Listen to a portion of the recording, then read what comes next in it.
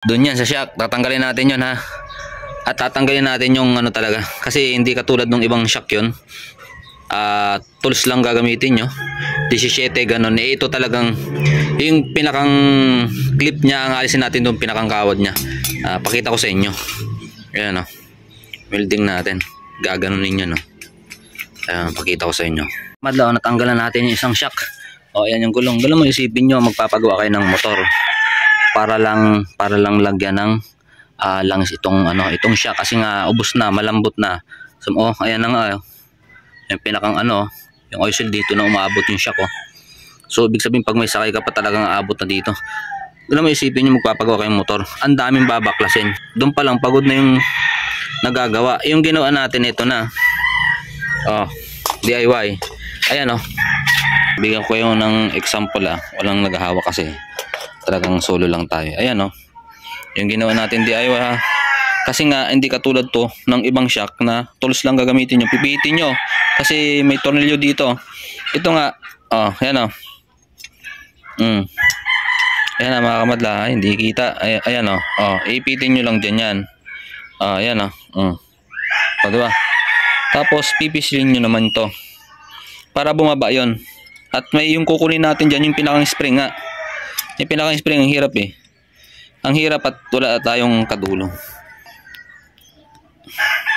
Ayan, nakatutok na. Ibababa natin yan, ipupus natin Ayan isang kamay lang. Ngayon, bumaba Ayan Yung kawad naman na yun, yung pinakang niyan, nakaikot na yan. Yung kawad, pinakanlock niya dito sa bumababa na to.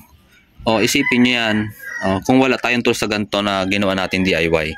Matutulak pa natin pa ba yun? Tapos hawakan lang natin.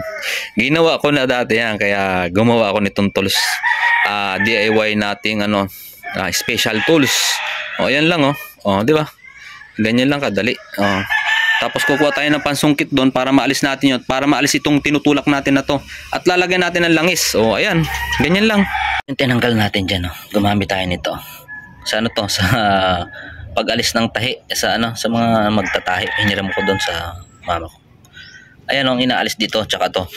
Yung iba kasi ay di tornilyo yun. Tinatanggal, yabi lang gagamitin nyo. Kaya madali lang. Ito kasi mahirap. Ayan may pinakang ayan ay tawag dito. O-ring. Yan pinakang o-ring. Yung guma na itim na yan.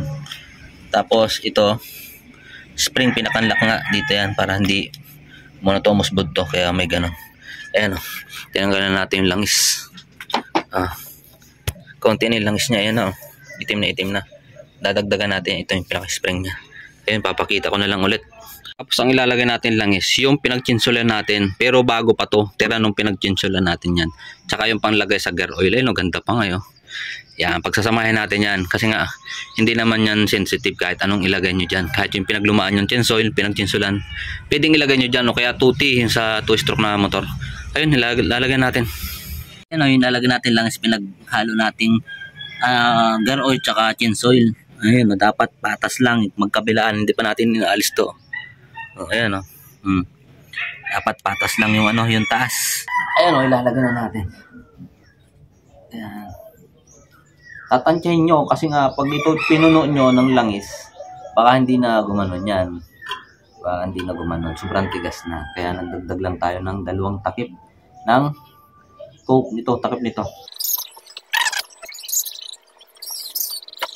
Dapat sukatin nyo na bago nyo lagyan kasi nga malilito kanya kapag hindi nyo sinukat. Ganun sa aking ginawa. Lagyan natin spring. Nailagay na natin ulit.